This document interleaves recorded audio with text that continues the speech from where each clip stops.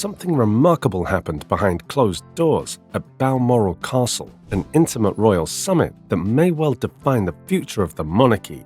It wasn't announced to the public, but what unfolded there, particularly from the Princess of Wales, was both powerful and quietly seismic. Catherine didn't just show up to this gathering of senior royals. She arrived with words from the late Queen Elizabeth II herself, words that have reshaped the power balance in Britain's royal family. The meeting, set in Queen Elizabeth's cherished Scottish retreat, began with Queen Consort Camilla quietly laying out her role in guiding the monarchy's evolution. She spoke with conviction, claiming that the Queen had entrusted her to redefine what it means to be consort in the modern age. For a moment, it seemed like this was going to be Camilla's show, but then Catherine, poised, composed, and unfailingly dignified, took out a letter, a personal one, from Queen Elizabeth II. She read it aloud. The Queen had written that Catherine was the future of the Queen Consort role, not just because she married well, but because she embodied grace, modernity, and strength.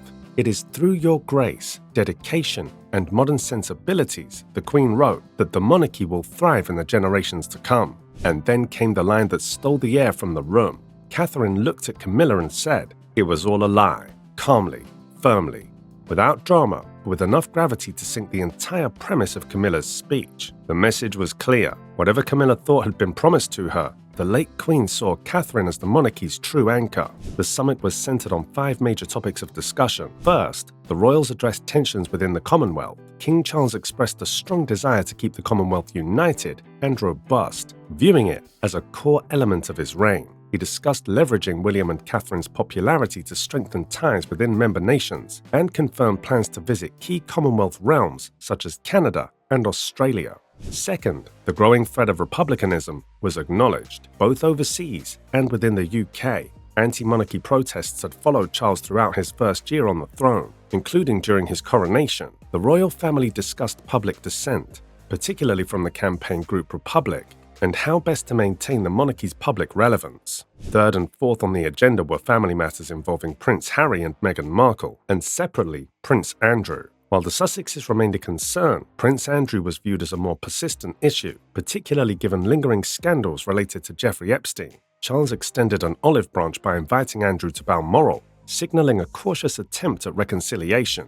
Finally, the summit addressed the overwhelming workload now borne by the remaining senior royals. With Harry, Meghan, and Andrew no longer active, duties had intensified for Charles, Camilla, William, and Catherine. Discussions focused on the need to redistribute engagements and reconsider the viability of a slimmed-down monarchy, especially with older royals nearing retirement. It wasn't just Catherine making this point. Princess Anne, known for her blunt honesty, stood and backed her. Anne shared a private moment she had with the Queen, in which Her Majesty made it clear Catherine wasn't simply William's wife, she was the linchpin of the monarchy's future. Not Charles, not Camilla, Catherine. That revelation shook more than royal egos. It revealed that behind the scenes, the late Queen had been quietly preparing Catherine for far more than the public ever knew. Several letters were discovered, each one reinforcing the Queen's belief in her granddaughter-in-law's role as the steady hand guiding the monarchy forward. Camilla's face reportedly went from confident to pale.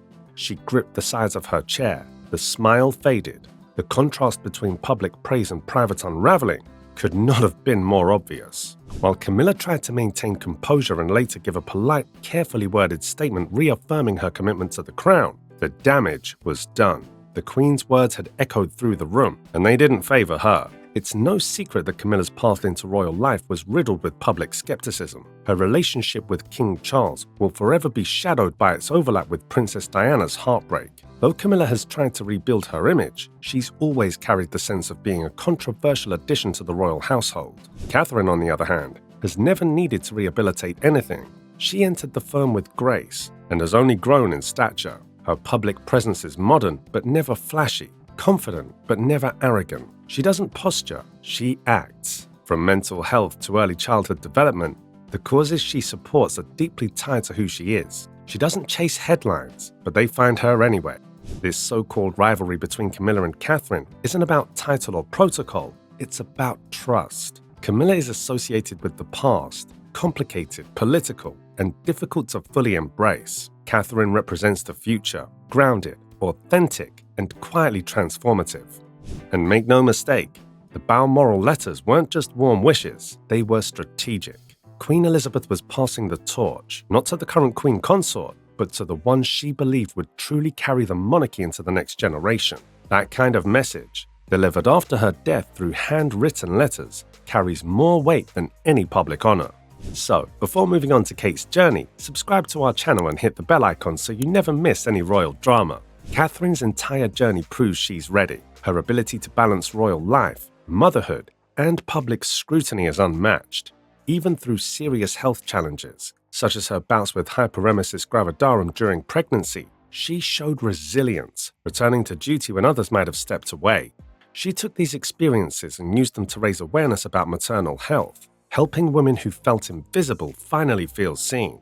Privately, her illnesses led some within the family to question whether she could fully take on the role of queen consort. One insider even suggested Camilla had voiced quiet concerns about Catherine's strength and stamina. If that's true, it only adds to the sting of the Queen's letters. Catherine didn't just return to duty, she came back stronger, clearer about her mission, and more determined than ever. Through it all, her bond with William deepened. They're not just a royal couple, they're a team. Their dynamic stands in stark contrast to some of the fractured relationships elsewhere in the family. With every appearance, Catherine proves that her marriage isn't her only qualification. Her strength, empathy, and unshakable presence are qualifications in their own right. And then there's her connection with Queen Elizabeth II, which ran far deeper than tiaras and titles. From the early days, the Queen saw in Catherine a rare quality, someone who could uphold tradition without being trapped by it. She lent her the iconic sapphire tiara not just for elegance, but as a symbol of passing on responsibility.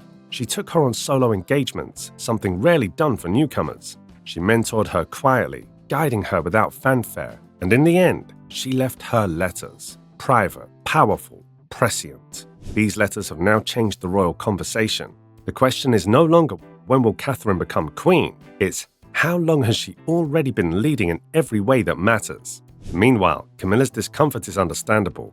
She spent years trying to win favor, only to find that the Queen's confidence rested elsewhere. For a woman who's long fought to reshape her image, this summit must have felt like a sharp reminder that legacy is built on trust, not titles. As for the monarchy itself, it's clearly standing at a crossroads. Catherine's vision of service isn't ceremonial. She's making the royal family more accessible, more modern, and more human.